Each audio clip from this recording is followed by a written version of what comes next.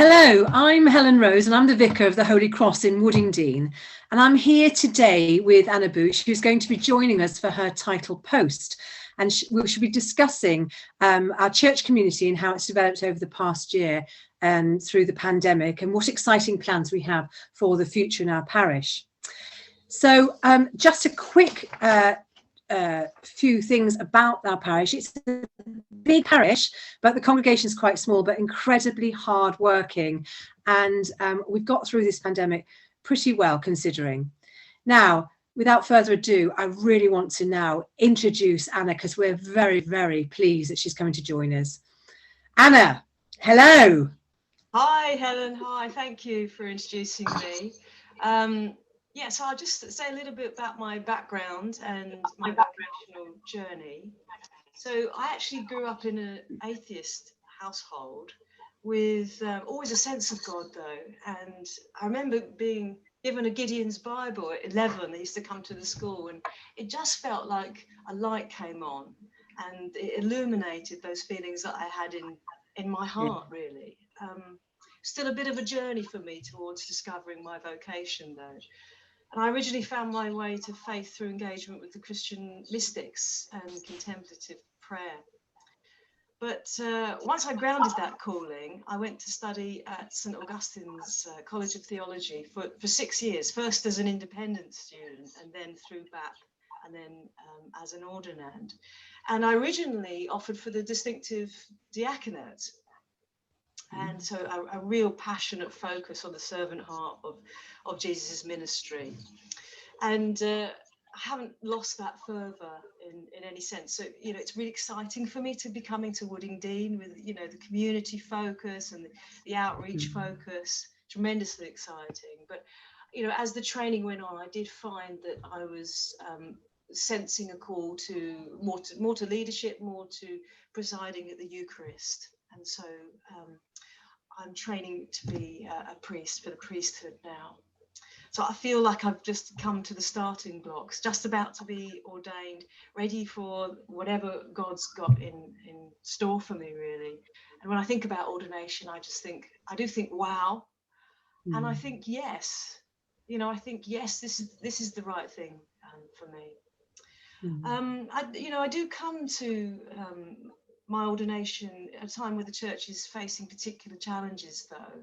I think we'd all recognise that. We're obviously a church for all people.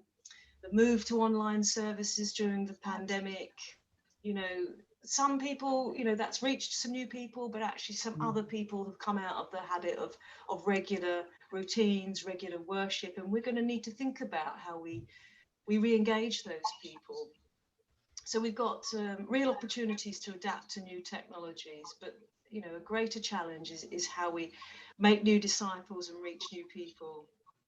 And we're also facing some challenges about engaging in contemporary issues, which is something that's interesting to me, and, you know, some reconciliation with groups in society. Yeah, there are some challenges there, which I look forward to working with you to think about, Helen. Well, there's certainly enough challenges. As you know, we're going through lots of transition at the moment, and there's lots to get your teeth into, that's for sure. So one of the questions that we're asked is, how has lockdown been for you preparing to do this? And we've met up a few times, haven't we? And you've come over and you've met some of the congregation, and they welcomed you with open arms.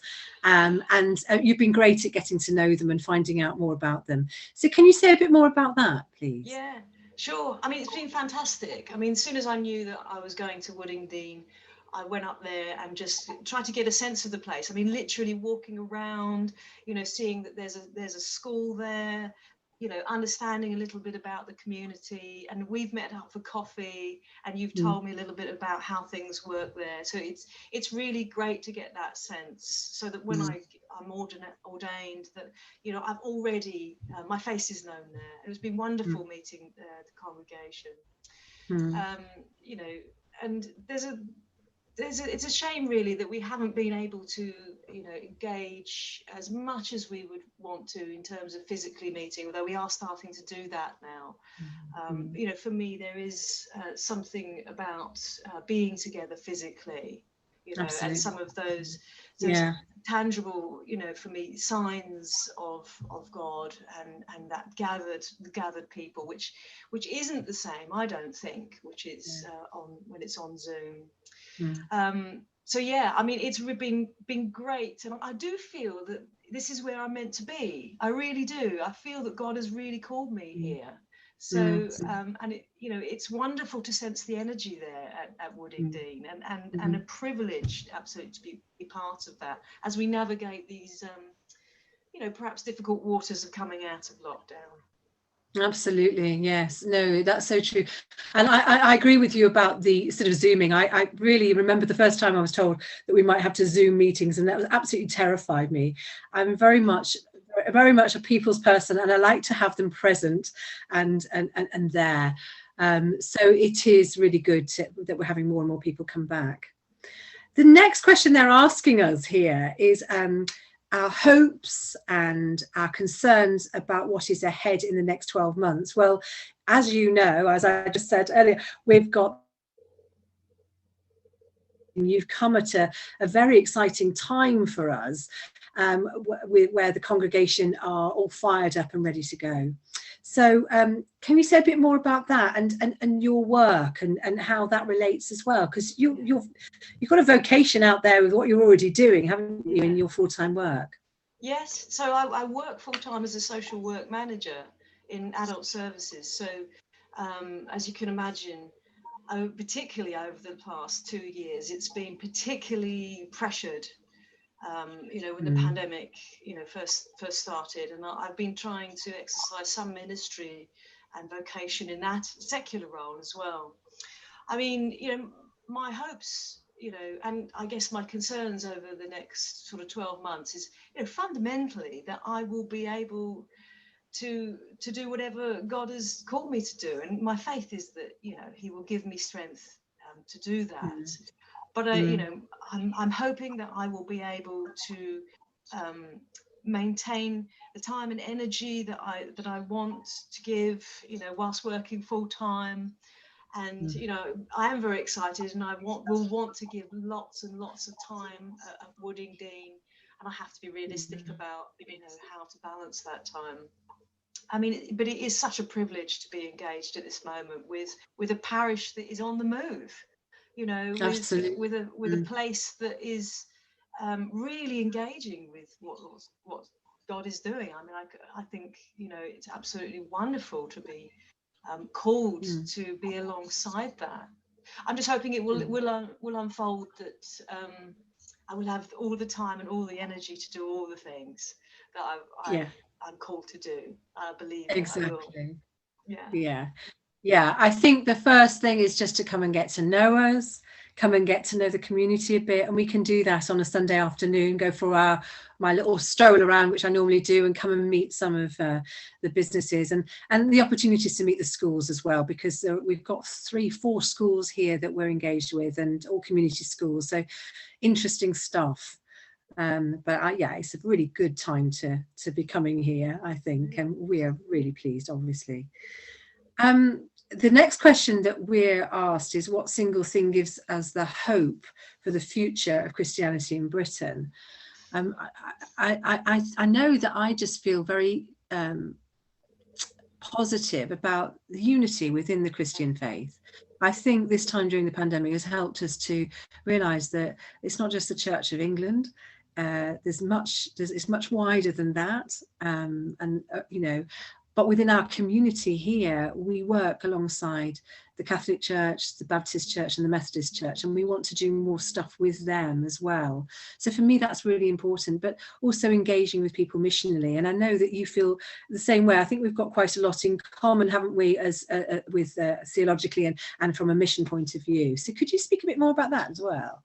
Yeah, I totally agree. I think, you know, sometimes crisis and pressure really calls us out into unity. I think that is the great response that we are called into, is actually, you know, we're human, and sometimes, you know, we get things wrong, and we don't seek to collaborate or work in partnership as much as we could, but we are one body, and we are so much stronger when we when we understand and we act on that. And I would never want to downplay any of the challenges that are happening or have happened during the pandemic, and but wider than that, the challenges that the church has had over long periods of time. How should the church be in contemporary society? But it does give me tremendous hope that I think the Church of England has really kept that dialogue open. It's really represented in that way. We are a listening community, and we are diverse, and we may not agree, and sometimes forcibly not agree, and that's fine, and that's the prophetic voice that actually we are also called to have, and we will find a way through if we can keep our hearts open, recognizing that we're one body. And that gives me tremendous hope that we will and are beginning to navigate these challenges that we are faced with the new technologies, opportunities, but also these contemporary issues that we need to think about. And the church is on the move, it's changing, being very sort of my diaconal fervor about how the church can open itself to the service of wider communities and be really present in the community, something that's happening at Woodingdean. And I think I completely agree with you there that it is already happening, but it's great to be on the same page with this and have the same enthusiasm as our congregation do. And the last question they're asking us to answer is, how can we be praying for you both? I know as a parish, we are just praying that we get the funding so we can completely make the church a place that's welcoming for all and a real community hub, which it has become already. What do you think there? Is there anything that you'd say you'd like to ask prayer for? Oh, yeah, I mean, for prayer that curacy will bring much fruit. I think that most curates will ask for that, and I know people have already been praying and will continue to pray for that. I think that we will serve and continue to serve the community of Woodingdean, Deanery and beyond, and that the new ideas will flourish, the changes to the building will flourish.